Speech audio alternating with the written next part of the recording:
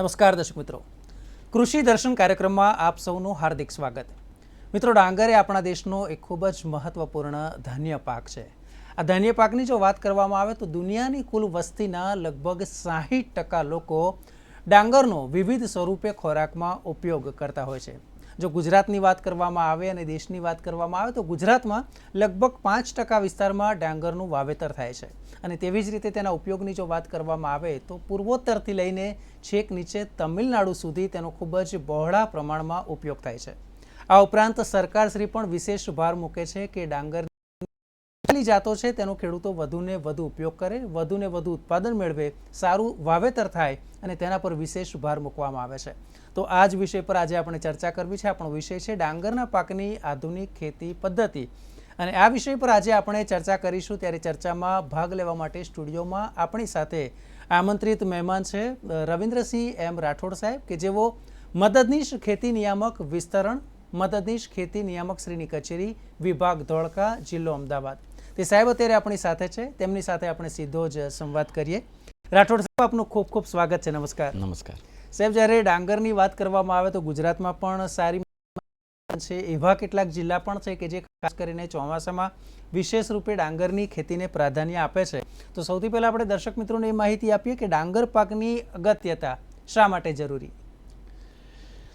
આપણે જાણીએ છીએ કે ડાંગર એ દુનિયાની અડધા ઉપરની વસ્તીને ખોરાક પૂરતો પાડતો અગત્યનો ધાન્ય પાક છે. જી, મોટે ભાગે જે પણ ખેડૂત મિત્રો હોય જે ડાંગરમાંથી સૌથી વધારે માત્રામાં પોષક તત્વો મેળવતા હોય છે.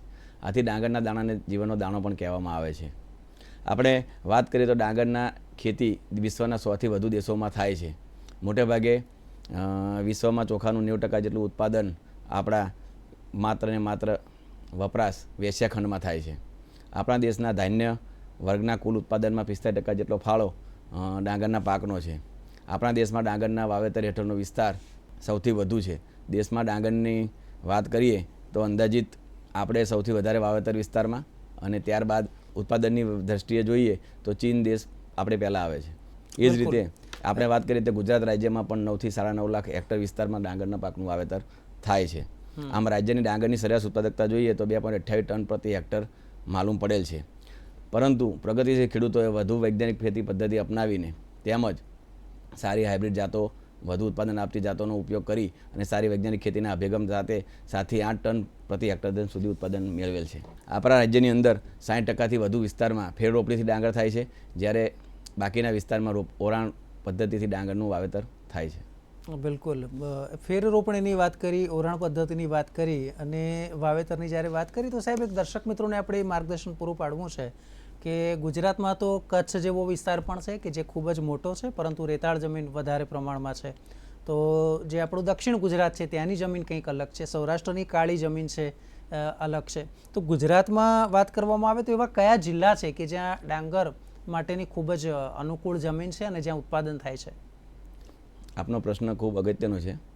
આપણે વાત કરીએ તો આપણા ગુજરાત રાજ્યમાં મોટે ભાગે ખાસ કરીને મધ્ય ગુજરાત અને દક્ષિણ ગુજરાતમાં ડાંગર પાકનું વાવેતર થાય છે. જિલ્લાઓની અંદર વાત કરીએ તો મુખ્યત્વે ડાંગર પકવતા જિલ્લાઓમાં અમદાવાદ, ખેડા, વડોદરા, આણંદ જિલ્લાની અંદર, એ ઉપરાંત પંચમહાલ, મહીસાગર, દાહોદ, ડાંગ, ત્યારબાદ નવસારી, વલસાડ, સુરત અને ભરૂચ જેવા જિલ્લાઓમાં ડાંગર પાકનું વાવેતર થાય છે. એટલે દક્ષિણ ગુજરાત અને મધ્ય ગુજરાતમાં આપણે સવિશેષ ગણી શકાય. તેમાં પણ આપણે વાત કરીએ તો અમદાવાદ જિલ્લામાં આપણું વિશેષ પ્રમાણે વાવેતર થતું હોય છે. બિલકુલ બિલકુલ. જે પ્રમાણે આપણે વાત કરીએ, અમદાવાદ જિલ્લાના એવા ઘણા તાલુકા છે જ્યાં મોટા પ્રમાણમાં તેનું ઉત્પાદન પણ થાય છે અને તેની વિવિધ ફેક્ટરીઓ પણ આવેલી છે. સાહેબ, એક બાબત એ છે કે ડાંગરના પાકની જ્યારે વાત કરવામાં આવે ને તો મોટાભાગના લોકો એમ જ માને છે કે ડાંગર એટલે એ ચોમાસું જ્યારે બેસે તે સમયનો આ પાક છે. તો શું એક જ વાર પાક સિઝનમાં લઈ શકાય કે એક કરતાં વધારે? અને ડાંગરના પાક માટેનો યોગ્ય વાવેતરનો સમય કયો કહેવાય?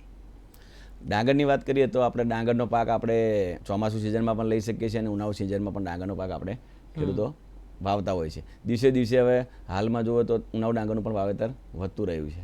એ જ રીતે આપણે વાવેતર સમયની વાત કરીએ તો ડાંગરનું વાવેતર મુખ્યત્વે 1 થી 15મી જૂન સુધીમાં ધરવાડિયાનો ઉછેર કરવામાં આવે છે અને 1 થી 15 જુલાઈની સુધીમાં ડાંગરના પાકની ફેર રોપણી કરવાની ભલામણ છે. બિલકુલ સાહેબ, આ જૂન મહિનાની વાત કરીએ એટલે આપણે ખરીફ ડાંગર જ્યારે વાવીએ ત્યારે વાત કરી, પરંતુ એ સિવાય બીજી કઈ ઋતુ આપે કઈ હતી? ઉનાળુ ઋતુ. ઉનાળુ ઋતુમાં જો ડાંગર વાવવું હોય તો તે કયો ગાળો કહેવાય? પીરિયડ કયો? માર્ચ, એપ્રિલ, ના, ઉનાળુ ડાંગર માટે આપણે બધું શરૂઆતમાં તે વખતે ધરવાડિયું તૈયાર કરવામાં આવે છે અને ત્યારબાદ એની ફેર રોપણી કરવાની હોય છે. ઓકે, સામાન્ય રીતે જ્યારે ડાંગરની વિવિધ જાતો છે, સંશોધિત જાતો પણ છે, તો કેટલા દિવસનો આ પાક ગણાય? કેટલા મહિનામાં તૈયાર થઈ જાય? ડાંગરની વાત કરીએ તો ડાંગર મોટે ભાગે સમયની અનુકૂળતા મુજબ 3 રીતે વાવાતી જાતો મુજબ એનું વર્ગીકરણ કરવામાં આવે છે. ડાંગરની અંદર મોટે ભાગે વહેલી પાકતી જાતો, મધ્યમ મોડી પાકતી જાતો અને મોડી પાકતી જાતોનું મોટે ભાગે સમાવેશ થતો હોય છે. બરાબર છે. દર્શક મિત્રો, ખૂબ જ રસપ્રદ આપણી ચર્ચા ચાલી રહી છે. આપણે એ માર્ગદર્શન આપી રહ્યા છીએ કે ડાંગર પાક તેની આધુનિક ખેતી પદ્ધતિ એ શું છે, કઈ રીતે થાય, કઈ રીતે વધુ ઉત્પાદન આપણે મેળવી શકાય, અને તે અંગે માર્ગદર્શન પ્રાપ્ત કરી રહ્યા છે. હાલ સમય છે એક બ્રેકનો, ક્યાંય જતા નહીં.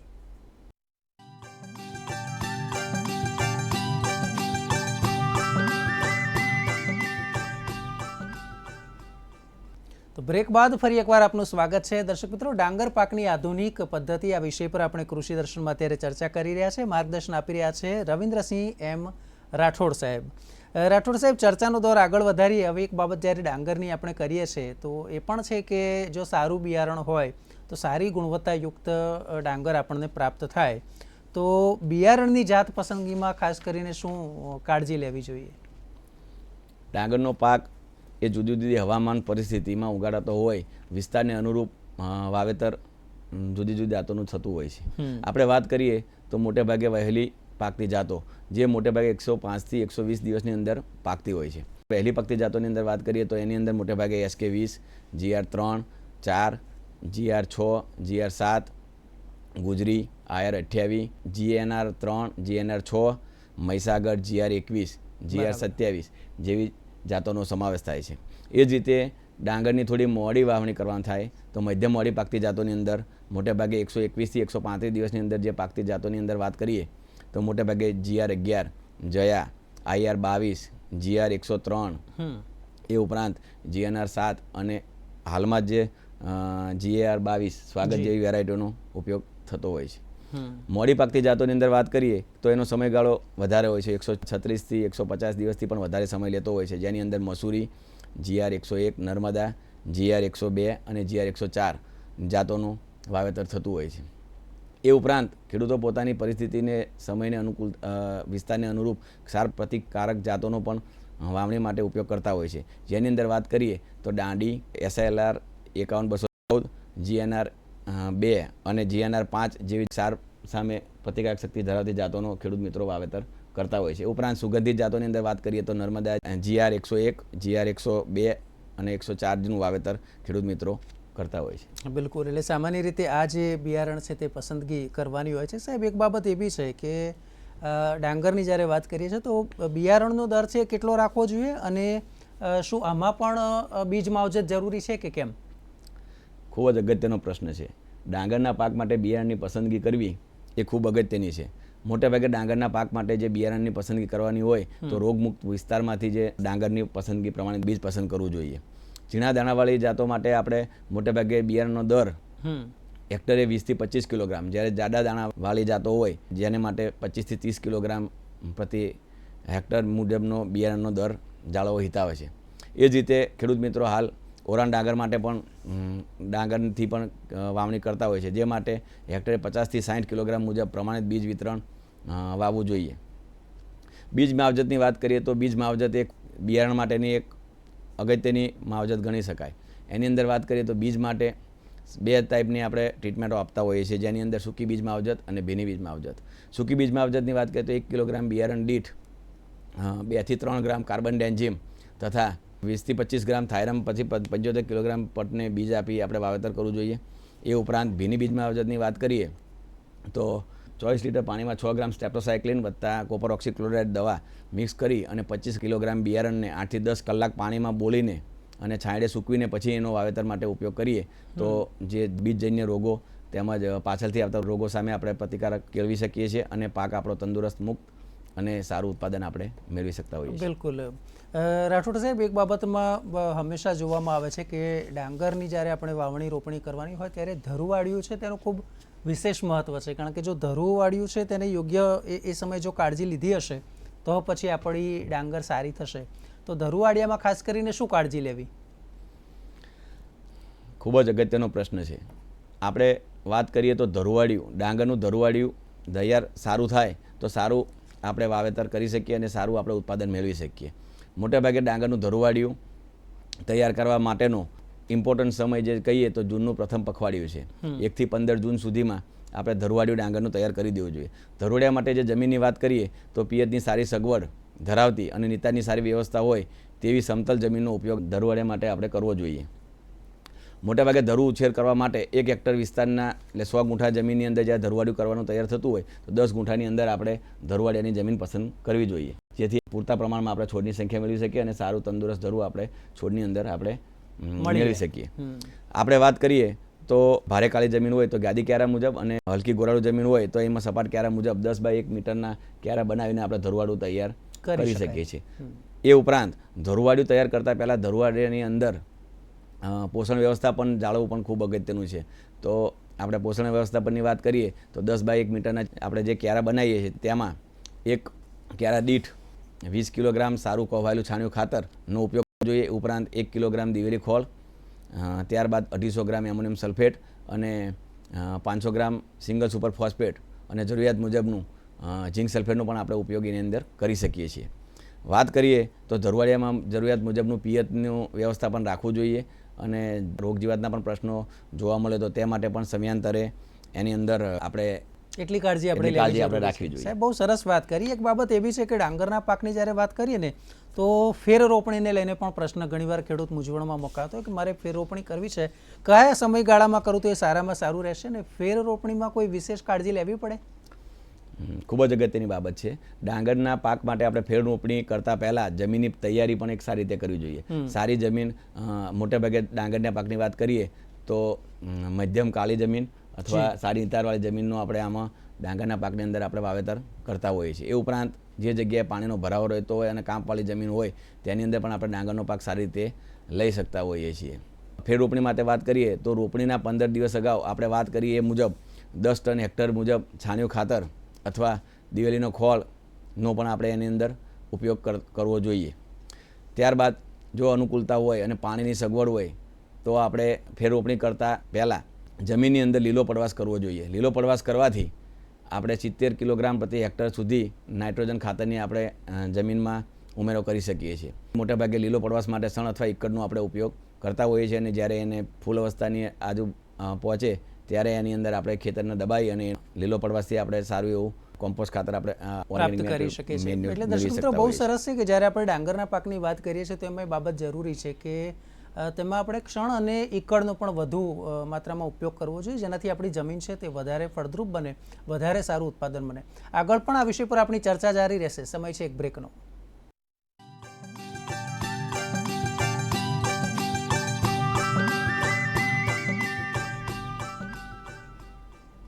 તો બ્રેક બાદ આપનું સ્વાગત છે દર્શક મિત્રો. આપણે કૃષિ દર્શન આપ નિહાળી રહ્યા છો. આજનો આપણો વિષય છે ડાંગર પાકની આધુનિક ખેતી પદ્ધતિ, અને માર્ગદર્શન આપવા માટે રવિન્દ્રસિંહ રાઠોડ સાહેબ આપણી સાથે છે.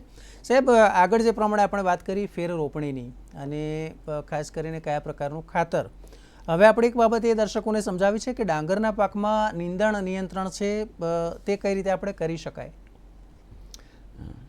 ખૂબ અગત્યનો પ્રશ્ન છે કે આ ડાંગરના પાકની અંદર આપણે નિંદણ નિયંત્રણ મુક્ત આપણે ખેતર રાખવું જોઈએ. કોઈ પણ પાક હોય તો નિંદણ નિયંત્રણ મુક્ત રાખવાથી આપણે ઉત્પાદનમાં સારું એવું વળતર મેળવી શકીએ છીએ.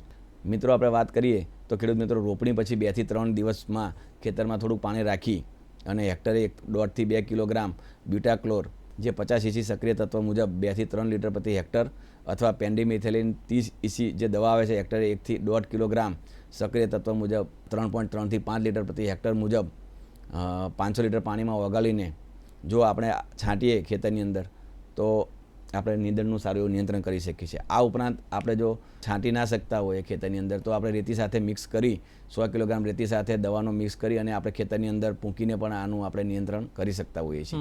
આપણે વાત કરીએ તો રોપણી બાદ 15 થી 20 દિવસના ગાળે આપણે ખેતરને નિંદામણ મુક્ત રાખવું જરૂરી છે. તે માટે આપણે હાથથી 2 નિંદામણ કરી શકીએ છીએ અથવા કોનોવિડરની મદદથી પણ આપણે નિંદામણ મુક્ત ખેતરને રાખી શકીએ છીએ. મજૂરની અછત હોય અને જો તેવા સમયે રોપણી કરેલી હોય તો રોપણીના 15 થી 20 દિવસ બાદ જે બિસ્પાયરીબેક સોડિયમ 10 SC જે દવા 20 થી 25 ગ્રામ સક્રિય તત્વો પ્રતિ હેક્ટર મુજબ 200 થી 250 ml પ્રતિ હેક્ટર પ્રમાણે ખેતરમાં પાણીનો નિતાર સમયે ઊભા પાકમાં આપવાથી પણ નીંદણનું નિયંત્રણ સારી રીતે આપણે કરી શકતા હોઈએ છીએ. બિલકુલ, અને નીંદણ નિયંત્રણ એ ખૂબ જરૂરી છે, નહીં તો મોટાભાગનું પોષણ છે તે નીંદણ લઈ જતું હોય છે અને ખેતીમાં પછી નુકસાન થાય. સાહેબ, એક બાબત એ બી છે કે ખાતરની વાત કરવામાં આવે, ડાંગરમાં ખાતર કેટલું નાખવું અને એ ક્યારે ક્યારે આપવું?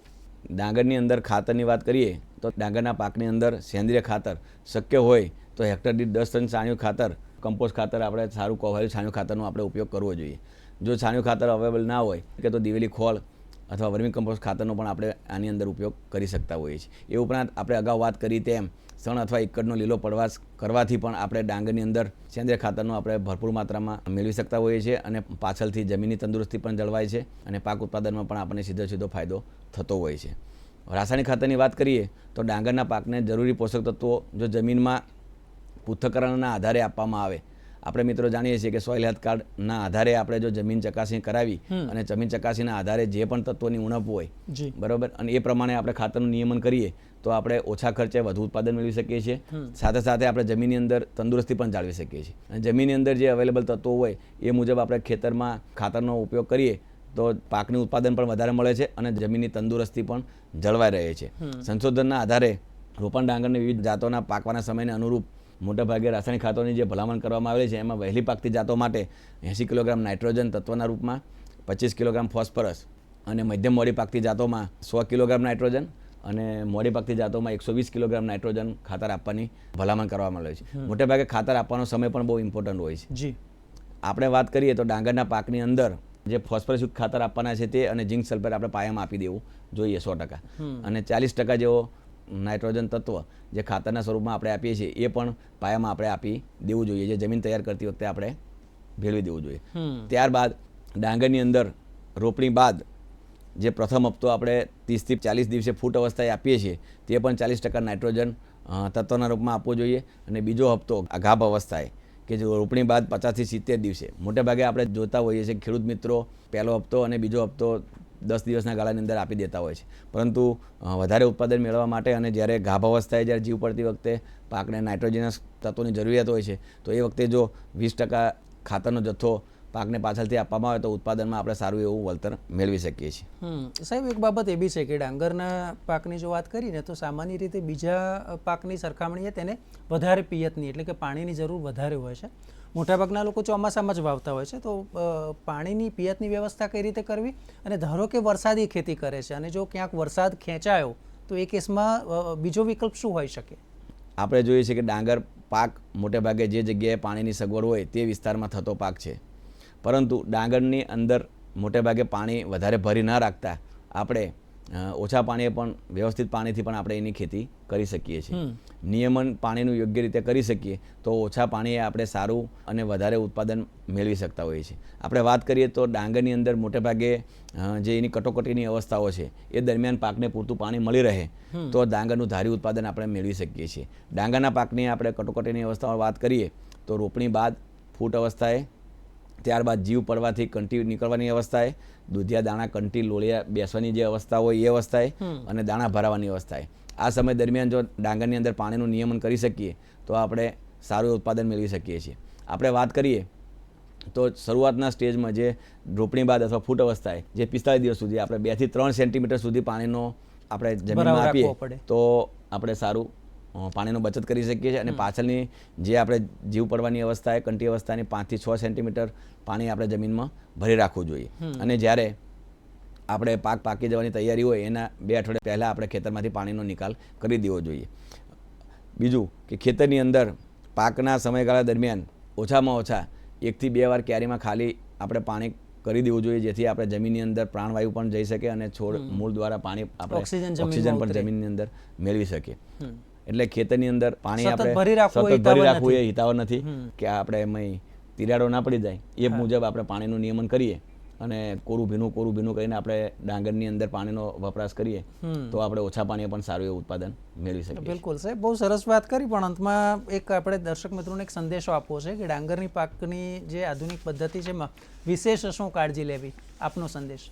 ખેડૂત મિત્રો, ડાંગર પાક વિશે આપણે વિસ્તૃત જે સંદેશો આપવા માગું છું તો મોટેભાગે ડાંગર પાકની આપણે ઓરાણ ડાંગરથી, રોપાણ ડાંગરથી આપણે વાવેતર કરતા હોઈએ છીએ. હાલમાં ડાયરેક્ટ સીડેડ રાઈસ કે જેની અંદર આપણે ડાયરેક્ટ ડાંગર આપણે ખેતરની અંદર વાવી દેતા હોઈએ છીએ, જેની અંદર 50 થી 60 કિલોગ્રામ બિયારણનો દર રાખવાનો હોય છે. આપણે ખેતરની અંદર જુલાઈના પ્રથમ પખવાડિયા સુધી આપણે વાવી દઈએ તો આપણે જે શરૂઆતમાં આપણે ધરુવાડું સમયસર આપણે જે ખેતરની અંદર રોપવાનું હોય, આપણે 25 થી 28 દિવસનું સારું આપણે ધરું ખેતરની અંદર રોપીએ તો સારું ઉત્પાદન મળે. પરંતુ ધરું પાણીના અભાવે કે ગમે તે કારણોથી આપણે તૈયાર ના કરી શક્યા હોય તો, અને જે અત્યારે હાલમાં આપણે જોઈ રહ્યા છીએ કે ફેરરોપણીના કારણે ખર્ચો વધી રહ્યો છે ડાંગરની અંદર, તો આપણે જો ડાયરેક્ટ સીડેડ રાઈસથી આપણે ડાયરેક્ટ ખેતરમાં વાવી દઈએ અને ત્યારબાદ આપણે જો એની અંદર ખેતી કરીએ તો આપણે સારું એવું આપણે એની અંદર હાલમાં જોવા જઈએ તો આપણે હેક્ટરે આપણે 12,000 સુધીનો ખર્ચો થતો હોય છે જે રોપણી માટેનો, એ આપણે ખર્ચ બચાવી શકીએ છીએ અને ડાયરેક્ટ સીડેડ રાઈસથી આપણે ઉત્પાદનમાં પણ સારું એવું મેળવી શકતા હોઈએ છીએ. બિલકુલ રાઠોડ સાહેબ, હું માનું છું દર્શકોને આપણે ખૂબ જ સુંદર માર્ગદર્શન પૂરું પાડ્યું. વિશેષ ખેડૂતોને ખાસ કરીને ડાંગરની રોપણીમાં તેના વાવેતરમાં શું કાળજી લેવી તેની માહિતી આપી, તે બદલ આપનો ખૂબ ખૂબ આભાર સાહેબ. નમસ્કાર. તો દર્શક મિત્રો, હવે જ્યારે પણ આપણે ભાત કે પછી ડાંગરની કોઈ પણ વાનગી ખાઈએ ત્યારે આપણે યાદ રાખવાનું છે કે ખેડૂતની જે મહેનત છે, જે પરસેવો છે, તેના સ્વરૂપે આપણને આ અન્ન પ્રાપ્ત થાય છે. અને એટલા માટે જ આપણે આ પ્રકારનો સંદેશો હંમેશા ખેડૂતોને પહોંચાડીશું કે ખેડૂત એ જગતનો તાત છે. આ વાત આપણે ભૂલવાની નથી. કૃષિ દર્શનમાં અત્યારે બસ આટલું જ. મને આપશો રજા. નમસ્કાર.